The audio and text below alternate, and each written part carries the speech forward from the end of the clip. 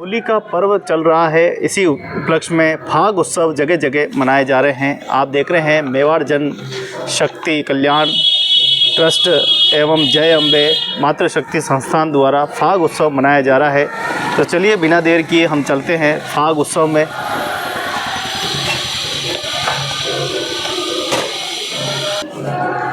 तो धूमधाम के साथ होली का जब पर्व आता है तब हर वर्ष मेवाड़ शक्ति कल्याण ट्रस्ट द्वारा फाग उत्सव मनाया। ढोल की आवाज़ आएगी तो देखते हैं ऊपर चल के क्या कुछ फाग उत्सव मनाया जा रहा है।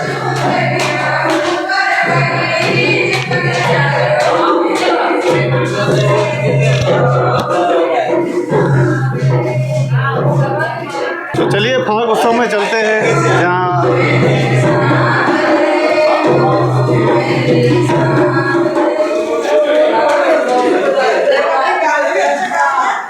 तो पूरा फाग उत्सव का फूलों से फाग उत्सव मनाया जा रहा है।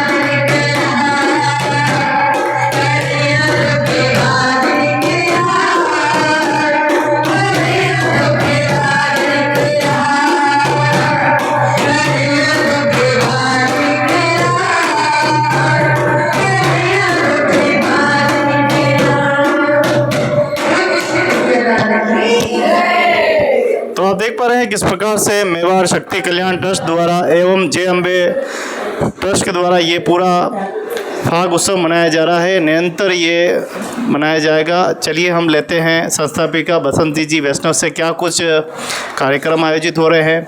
भक्ति, शक्ति और संस्कृति झीलों की नगरी में जिस प्रकार से भक्ति का सृजन सामाजिक कार्यों के साथ हो रहा है, ये सराहनीय है। बसंती जी, स्वागत है। जय श्री राम, जय माता दी। मेवाड़ शक्ति कल्याण ट्रस्ट संस्थापिका अध्यक्ष आज आयर में अपने मेवाड़ शक्ति कल्याण जय अम्बे आश्रम के अंदर माता शक्ति दो फाग उत्सव मनाया जा रहा है। इसमें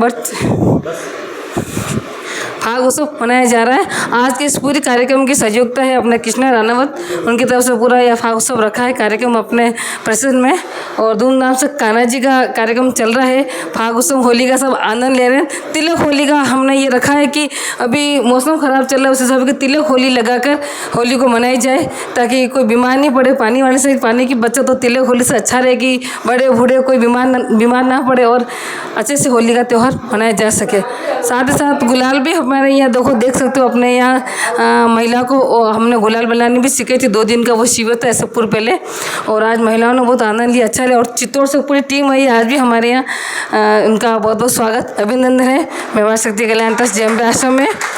और कंचन जी पालीवाल और उनकी पूरी टीम सामने तरुणा जी सोलका ये फर्स्ट में पधारे हैं हमारे यहाँ। उनका बहुत बहुत स्वागत अभिनंदन है कि आप हमारे जिलों की नगरी मेवाड़ उदयपुर में पधारे हैं। उनका बहुत बहुत स्वागत है आपका।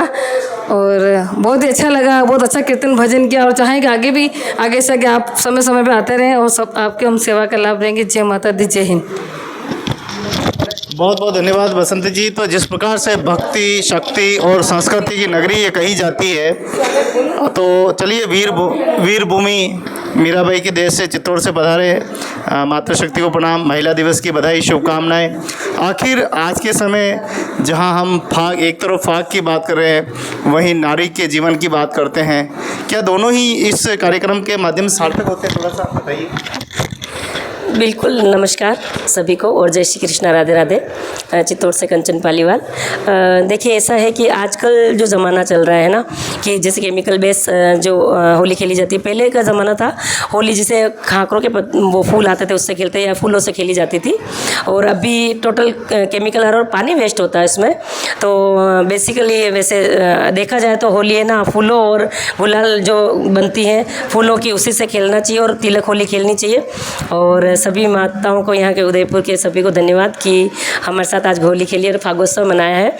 जय अम्बे आश्रम में दीदी का है मेवाड़ कल्याण ट्रस्ट से, तो दीदी के यहाँ आए हुए हैं, बसंती दीदी के यहाँ पे। तो बस एक तरफ देश में कहा जा रहा है कि महिलाएं शोषित है, पीड़ित है, घर वालों को पूछना पड़ता है। मुझे नहीं लगता आपको किसी से पूछना पड़ता होगा। नहीं, जिसके सर पे अगर परमात्मा का हाथ है और अगर अपन किसी अच्छी सेवा या किसी समाज की सेवा के लिए लगते तो कोई मना नहीं करता, कोई रोक नहीं होती है। ये सब परमात्मा के वहाँ से मिला हुआ होते हैं। अभी भी महिलाएं डरती है, घबराती है। कौन है जो वो डरती है? कौन सा डर है आपको लगता है? डर तो वो अगर घर में दबके रहती है, कुछ बाहर नहीं निकल पाती है या परिवार उनका साथ नहीं देता, इसलिए वो डरती है। अगर परिवार साथ दे और उनके सारे मेंबर्स परिवार के जितने भी होते हैं, बच्चे, पिता, माता, सास, ससुर, पति, उनका साथ दे तो डर निकलेगा हर महिला का। मीराबाई के कौन सा वो शक्ति थी जो उनके साथ थी? कृष्ण की शक्ति थी, उनकी भक्ति की शक्ति थी। आप भी ये मानते हैं मेरे साथ वो है? बिल्कुल, ज़रूर है सर, बिल्कुल। इसीलिए सफल हो रहा है। जी बिल्कुल हो रहा है जी, थैंक यू। आप भी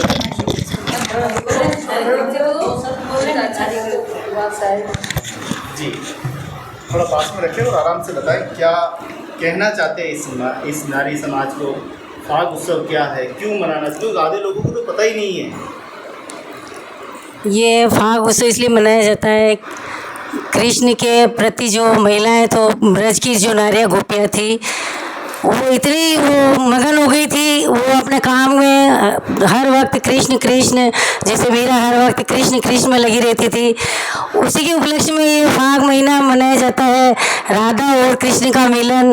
और कुछ आध्यात्मिक अपने संस्कृति भी है। ये ब्रज में तो पूरे महीने होती, लेकिन अपने यहाँ पे भी धीरे धीरे अब महिलाएं आकर्षित हो रही है और अपना उत्साह मना रही है।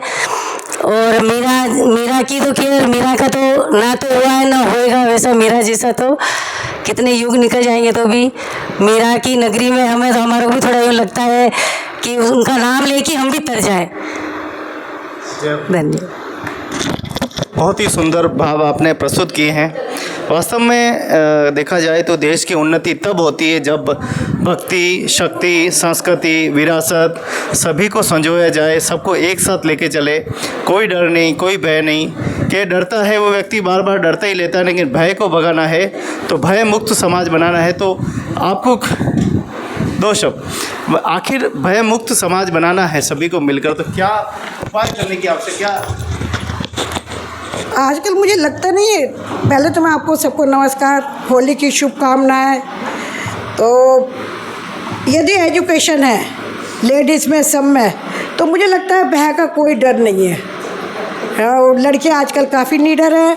और ये रहा होली एक प्रहलाद की कहानी थी, जो कि होलिका लेके बैठती है, उसकी कहानी थी।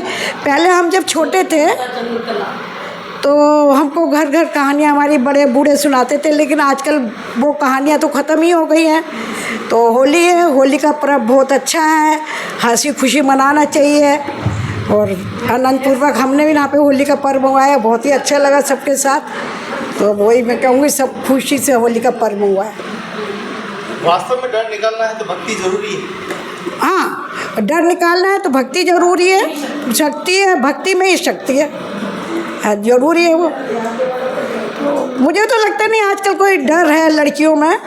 पढ़ी लिखी होती है तो नहीं डर होता है, निडर होती है, काफ़ी एजुकेटेड होती है और काफ़ी उनको नॉलेज भी है आजकल। मुझे नहीं लगता डर होता है। तो आप देखिए किस प्रकार से माताएं बहनें या मातृशक्ति के भाव प्रकट कर रही है कि डरते वही हैं जिनके इरादे कच्चे होते हैं। मजबूत इरादे वाली महिलाएं किसी से नहीं डरती है, निडर है। कई हम उदाहरण देखें तो रानी लक्ष्मीबाई का उदाहरण है, रानी नावकी बाई का उदाहरण है। हमारे इसी मेवाड़ की धरती से नावकी बाई थे जिन्होंने भारी आक्रमण को रोका था। तो 300 साल तक फिर किसी की हिम्मत नहीं हुई। 7वीं शताब्दी में पृथ्वीराज चौहान के समय ये पूरी घटना थी।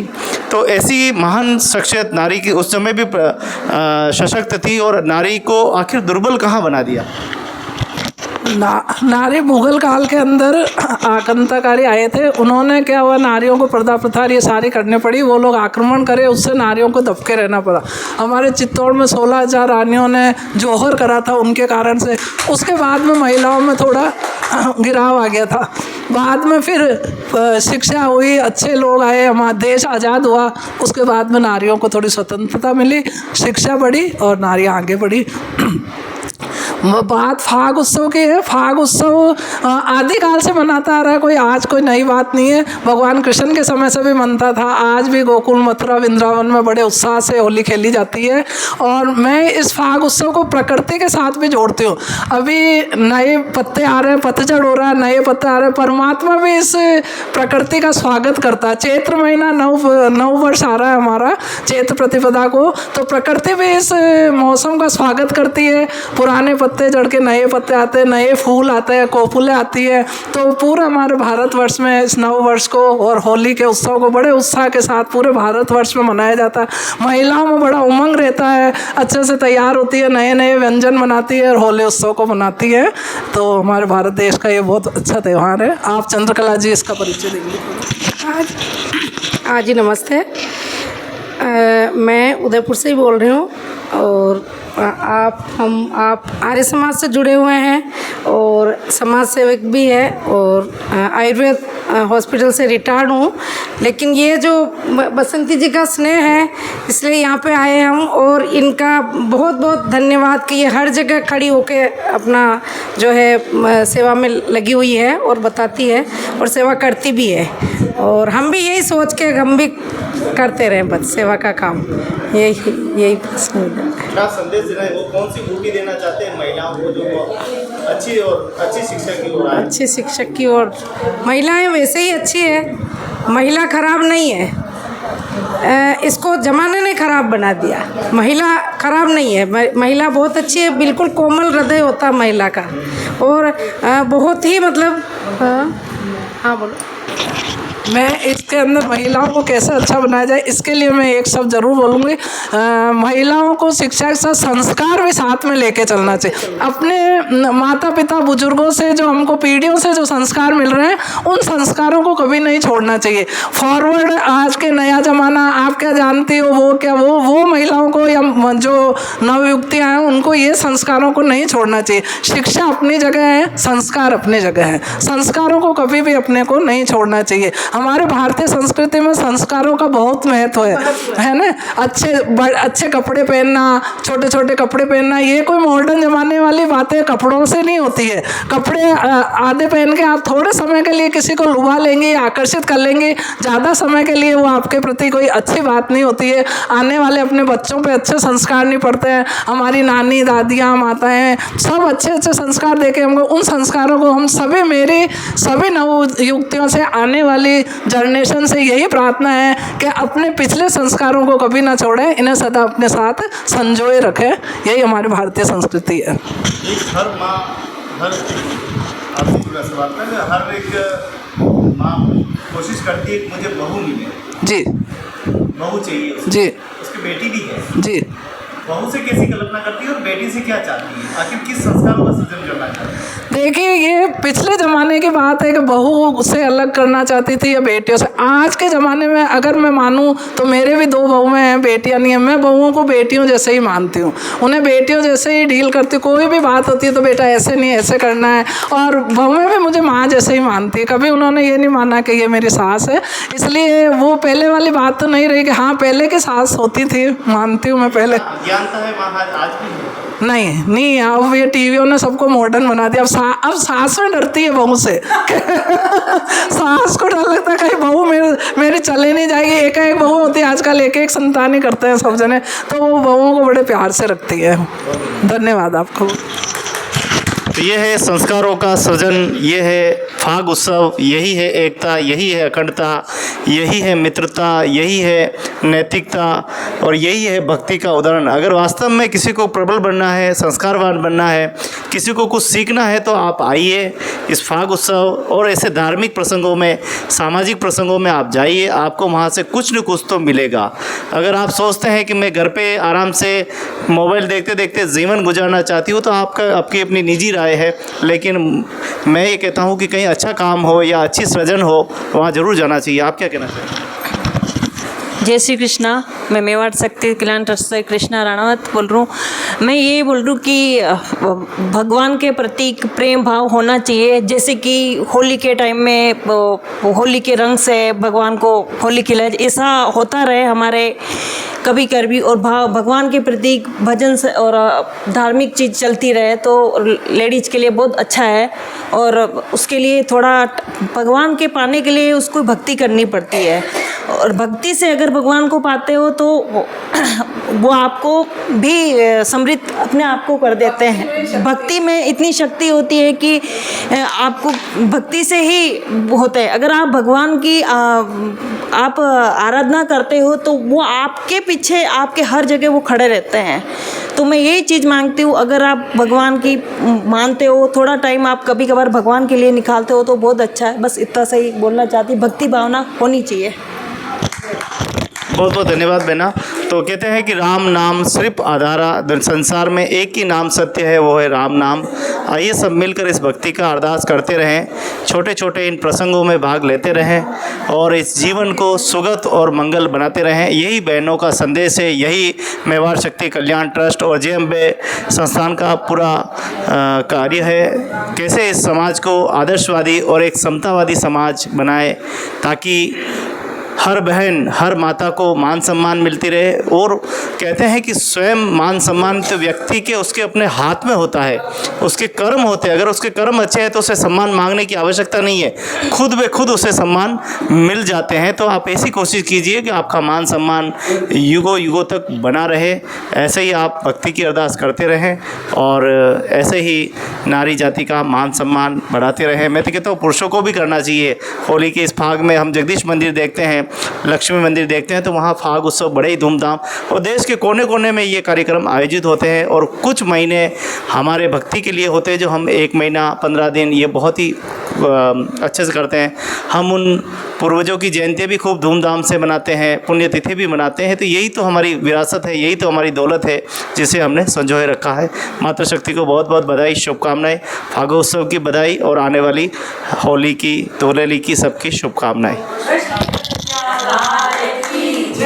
तो जिलों की नगरी सभ्यता संस्कृति मेवाड़ चैनल पर देखते रहें, भक्ति से जुड़ी, संस्कृति से जुड़ी सामाजिक खबरों का आनंद लेते रहिए। एक अच्छे परिवार, एक आदर्श परिवार की स्थापना करने में सभी सहयोग कीजिए। और जिस प्रकार से मेवाड़ जन शक्ति कल्याण ट्रस्ट जिस प्रकार से काम कर रहा है, नारियों के मान सम्मान की रक्षा को करते हुए नारियों के लिए सोच रहा है, उनकी छोटी बड़े झगड़े को समाप्त करके जिस प्रकार से इस फाउंडेशन की रचना की गई है, जिस प्रकार से इस पूरे ऑफिस दफ्तर की रचना की गई है, कोई भी यहाँ महिला आती है तो वो भाव विभोर हो जाती है, उसके झगड़े ख़त्म हो, अच्छे आदर्श के साथ रहे। यही मेवाड़ जनशक्ति कल्याण ट्रस्ट का ये जो पूरा सहयोग रहता है। ऐसे ही काम करते रहें, आगे बढ़ते रहें, आगे बढ़ाते रहें। बहुत बहुत धन्यवाद सभी को। जय श्री कृष्ण।